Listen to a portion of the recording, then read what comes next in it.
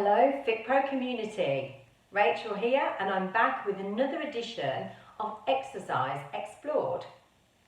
Today we're going to be taking a look at the headstand, an inversion posture which requires balancing upside down on your head. In this video you will learn how to perform a headstand safely with step-by-step instructions, safety tips and coaching cues of how to execute the perfect headstand. So why do a headstand?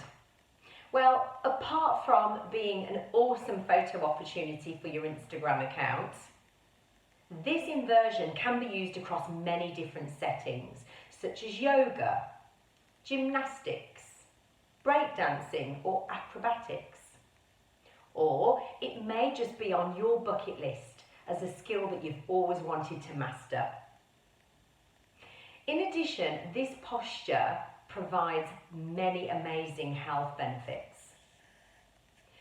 On a physical level, it can help to build strength in your upper body, shoulders, spine and core. It can also improve your circulation and help to reduce back pain. It can improve our mental health by relieving stress and anxiety, increasing your mental focus, enhancing your mood and calming the mind. On a therapeutic level, it can improve our digestive system, help with the detoxification of the body by stimulating your lymphatic system. It can increase the blood flow to the head and brain, providing more oxygen to the brain and improving cognitive function. In addition to their many benefits, headstands also pose certain risks, such as neck, shoulder and back pain or injury. So it's really important to implement certain safety measures so that we can do it safely. And this involves having the necessary strength, alignment and flexibility, all of which we'll be working on in this video. It is advisable to avoid performing headstands if you have any neck, shoulder or back issues or osteoporosis, high or low blood pressure or heart condition, any eye conditions such as glaucoma. It is also advisable to avoid headstands for women who are pregnant or menstruating. Your best option is to work with a spotter. It can be quite tricky to gauge your alignment when you're upside down, and a spotter can also help to guide you into the correct alignment as well as give you support.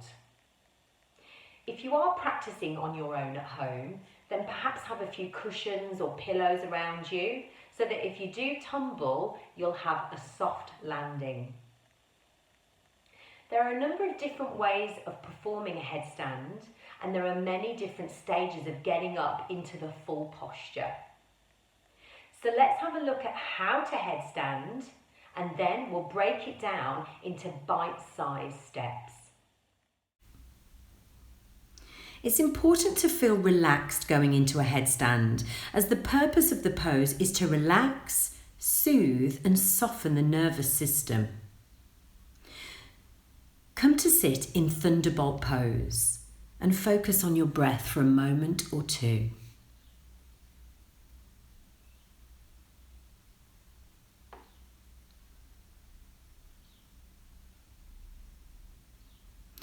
Measure out elbow width by placing your forearms on the floor underneath your chest.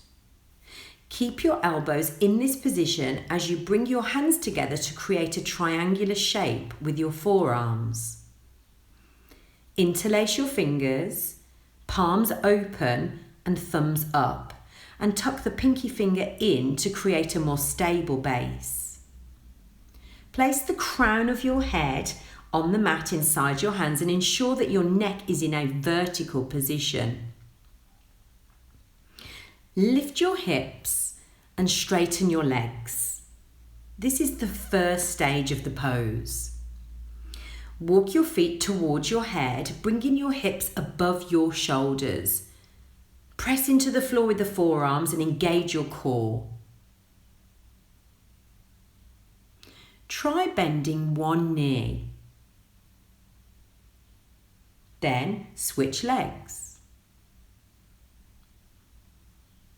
Try not to kick up as you will almost certainly fall over.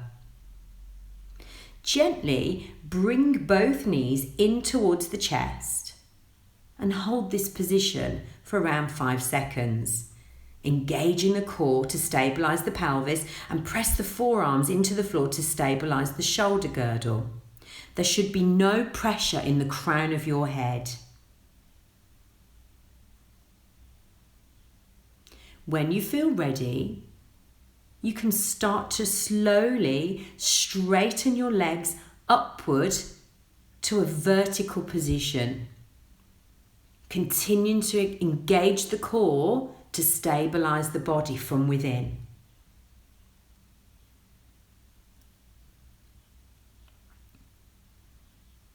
Now, releasing a headstand safely is just as important as going into and holding the posture.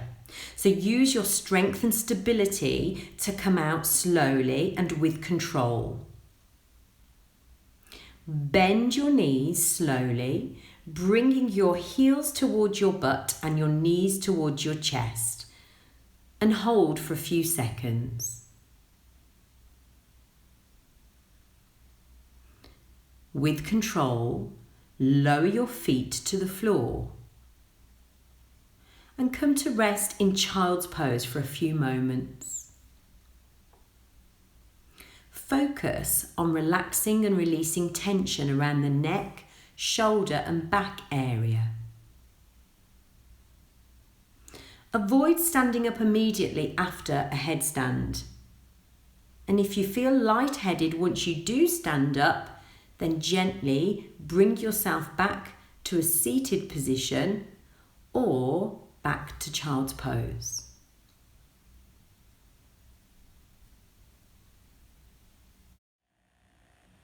Performing a headstand requires strength, alignment, core stability and flexibility.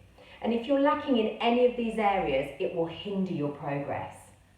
Therefore, it is good practice to train your body regularly using preliminary poses to help develop all the elements required to execute a headstand correctly.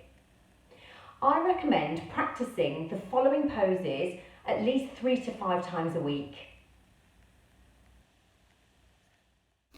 Downward facing dog. When using this pose in preparation for headstand, give special attention to your shoulders and core. Extend through the shoulder joints, pressing the mat away as you lengthen your shoulder blades up towards your sit bones, engaging the shoulder stability muscles. Try rolling onto the balls of the feet, shifting more of the body weight forward into your shoulders to gauge how strong your upper body feels. Pull your navel towards your spine, engaging the core to give yourself more stability and strength in the pose. Hold this position for 5 breaths.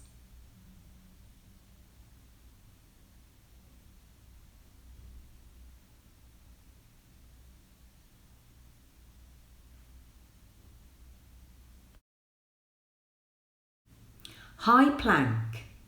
From downward facing dog, roll forward all the way into your high plank position. Bring your shoulders an inch or so in front of the wrists. Press the mat away, lengthening through the shoulders and neck. Engage the entirety of your hands, including the fingertips, to lessen the pressure in the wrists. Rotate the upper arms inward so the elbow creases face one another to engage the shoulder girdle muscles. Maintain a straight line from the head to the heels. Brace your core by contracting your abdominals, engaging the TVA, rectus, internal and external obliques. spend some time rolling back and forth from down dog into plank and back again, warming up your shoulder girdle muscles and your core. These are the two main muscle groups to concentrate on in preparation for your headstand.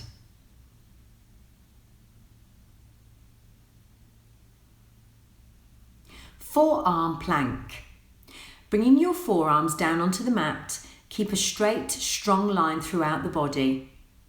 Engage the core to support the lower back and try not to hang in the hips. You can keep your palms face down in a direct line with your elbows, or you can lace your hands together in front of you. In either case, keep your elbows shoulder distance apart. Coming from high plank to forearm plank creates a big change in focus. In high plank, there is an increased load in the shoulders and arms. Forearm planks recruit more core muscles, including the internal core stabilizer muscles.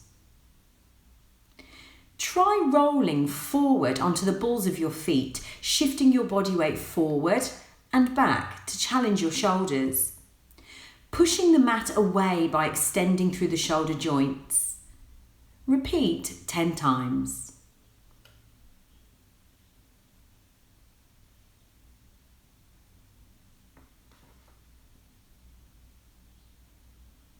Dolphin pose. From forearm plank, walk your feet in towards your elbows, piking the hips up towards the ceiling, whilst keeping the legs relatively straight. Knees slightly bent if you're really tight in the hamstrings. It's good to come into this pose with lots of warmth in the hamstrings, so make sure your hamstrings and lower back are prepped for this pose. Your weight will start to shift more into your shoulders at this point. Press the forearms into the floor and pull your shoulders away from your ears to engage shoulder stability and avoid collapsing in this area. This pose primarily strengthens the triceps with the forearms flat on the floor and engages the muscles of the shoulder girdle, which will be working hard to hold the scapula in position. It enables you to practice keeping the neck long and decompressed. Hold for 30 seconds.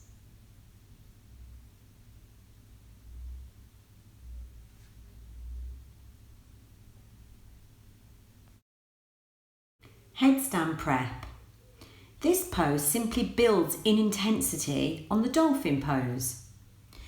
Interlacing your fingers on the mat in front of you, keeping the elbows shoulder width, creating a triangular shape.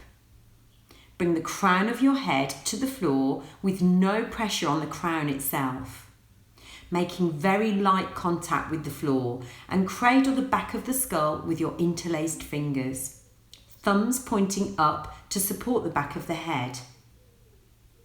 Keeping length and strength in the neck, making sure the neck is in alignment in a vertical position. Engaging the forearms and shoulders. These two muscle groups are carrying all of your body weight. Make sure your body weight is centered over your shoulders. Aim to hold this position for 8 breaths, which should account for entering, holding for 5 breaths, and exiting the pose.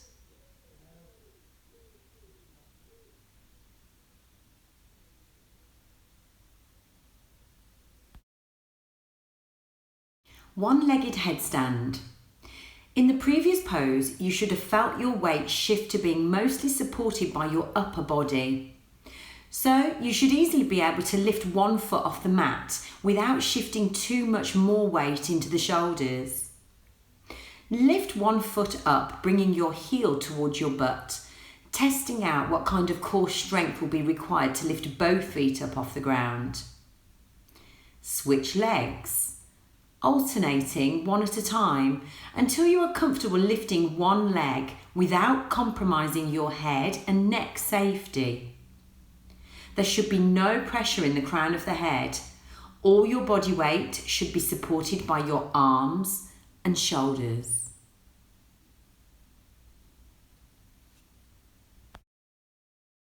Headstand against the wall. Position yourself in the previous pose with your head close to a wall so that your back would be facing the wall once you enter the headstand. Bring one foot off the floor by drawing your knee into your chest. Engage your core and press down into the floor with your forearms. Now do the same with your other foot. Draw both knees into your chest. With both feet off the mat, your forearms and shoulders should be bearing all your body weight. Press into the ground with your forearms, engaging the shoulder stability muscles, and work to straighten out and lengthen your spine. Using your core strength and breath, push one leg, then the other up into the air. Let your heels rest on the wall behind you for support. When you feel confident, try taking one heel off the wall and then switch back and forth. Eventually, with time and practice, you'll feel secure and confident enough to move away from the wall, and you will have achieved a free-standing headstand.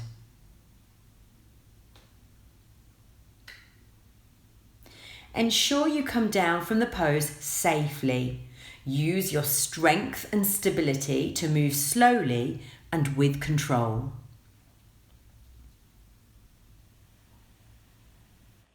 Mastering the headstand can take time and practice. It's important to start with the basics and build your way up safely. Be kind and patient with your body, and make sure you devote enough time to training regularly, building the necessary strength that your body needs to execute this advanced move with integrity, and your body will respond to your efforts. The headstand can be a refreshing and energizing inversion when practiced with control, safely and slowly. Done incorrectly can cause serious injury, so it's really important to remember to listen to your body, check your alignment, and stay focused when entering, holding, and exiting the pose. Have fun and enjoy this amazing inversion, but just remember, safety first.